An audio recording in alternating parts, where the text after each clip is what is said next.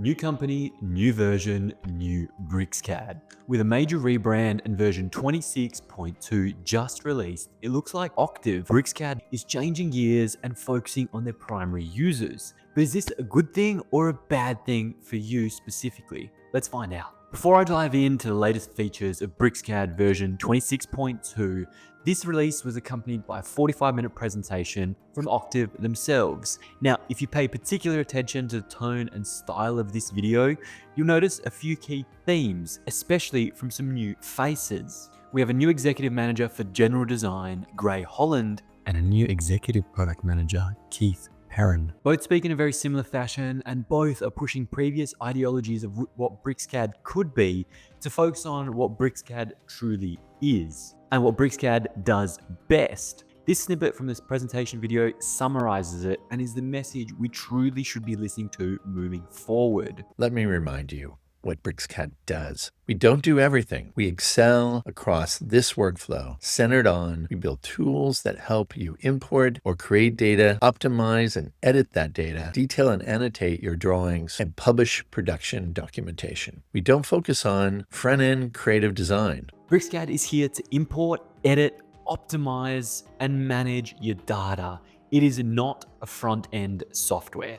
That means it's not there for creative design from day dot. But that does mean amazing enhancements for people in drafting, civil, and surveying spaces. And with some great collaborative features coming into place, it's going to make it really easy to collaborate with front-end software to be able to finish off and document the design in Bricscad. So overall, it's probably a great self-reflection from the team at Octave to focus on what their users are generally using the software for and how they can better service their primary core users. Knowing this, let's see what 26.2 brings to us in the architecture and design space specifically. First and foremost, like everyone in the space, there is a ton of new AI features. Now, AI features by Octave is being treated very differently to AI features from other companies. They're presenting it as a copilot rather than an autopilot system, and I'll get into that in just a little minute. These new AI features include Bricscad Assist, which is basically a chatbot built into Bricscad that pulls up documentation so that it can teach you and enable you to work better and faster. This has been implemented into many CAD softwares and BIM software lately, and it's just becoming a staple essential in any high-end platform. We have an AI built-in feature that allows us to convert SHX text into editable text, which doesn't sound like a big deal, but if you use SHX text files all the time, this is a huge time saver. On the topic of time savers, we have QDIM, which basically allows you to document your dimensions significantly faster.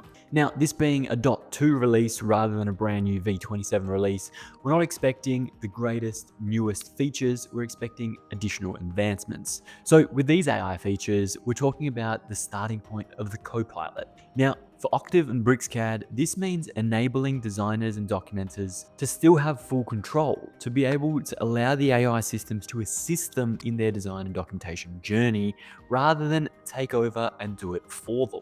Now, here's my take on this at least. Autopilot is going to be a huge request from the industry. By automating documentation, you're saving on staff costs, which in turn results in high profitability, but at the same time, it's reducing people power. I believe that autopilot is going to be the focus for a very long time until people suddenly realize that autopilot is costing them significantly more than a copilot system would. By giving up full control, we're giving up a small portion of care, a small portion of detail control, a small portion of ourselves is lost to the automation, which in turn could cost us significantly more as a business expense, as a legal claim, than anything would have by running staff in the background. So when the industry does figure it out, autopilot will quickly become a co-pilot system. So is Bricscad innovative here or playing it safe? Well, we don't know in this crazy AI world,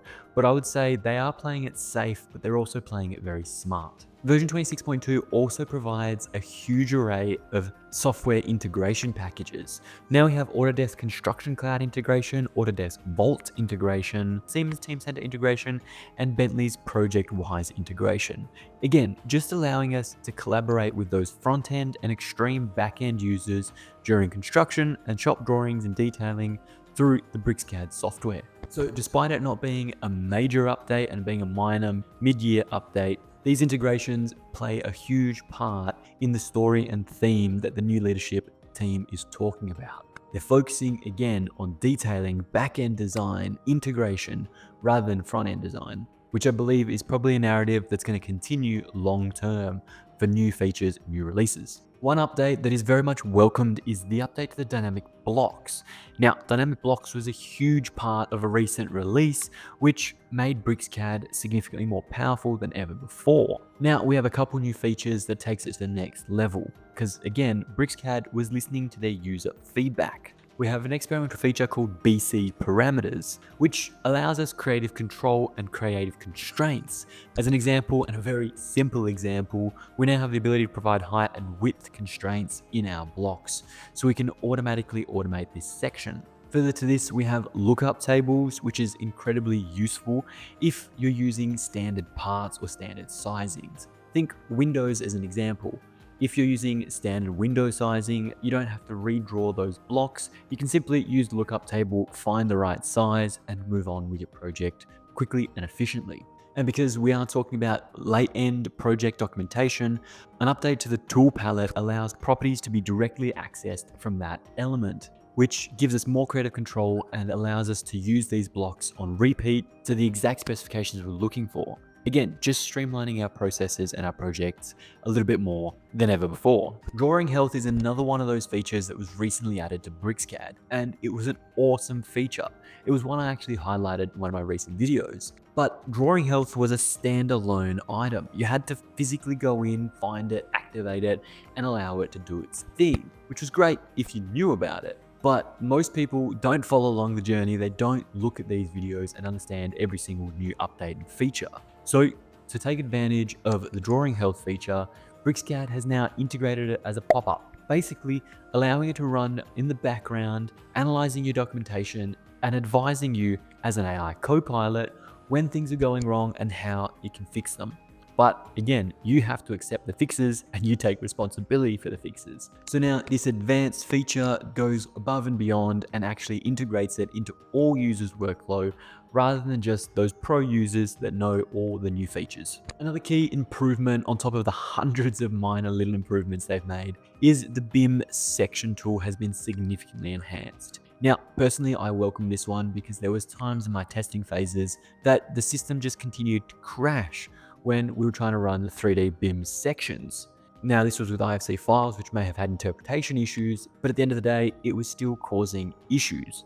Now, that seems to be resolved and taking this section tool to the next level. Last but not least, one of my favorite features in version 26.2 that is relevant to us in the architecture and design space is being able to import and export digital elevation models. Now, yes, we have IFC files, which can do something similar, but as sites become more complex, even in the residential space, when we're designing on the side of a cliff, we want these contour lines and these elevation lines to be absolutely perfect. The surveyors and the civil team have already documented this, they've already created this data, and they're exporting 2D WGs with a series of lines. Typically, we recreate them, we take responsibility for any manual errors or miscommunication or misunderstanding in this documentation. By having the 3D elevation model, this just pushes that to the side, speeds up our workflow, and we get a full understanding of exactly what the surveyors have picked up on site. Individually, each one of these features is relatively minor, but collectively they do provide a meaningful change in Bricscad version 26.2, enough that warrants an upgrade, especially if you're using BIM sections more often than not. Now, with this new leadership team on board, Octave behind Bricscad, taking it to the absolute next level and a clear direction of what Bricscad will be, I'm excited to keep seeing what this product will develop and turn into. It's always been an innovator in the space. Now, let's see how far it can take it. Anyway, that's all for me, team. Thank you so much for watching. I hope you enjoyed the video. If you did, make sure you smash that subscribe button. And like always, I'll see you next week.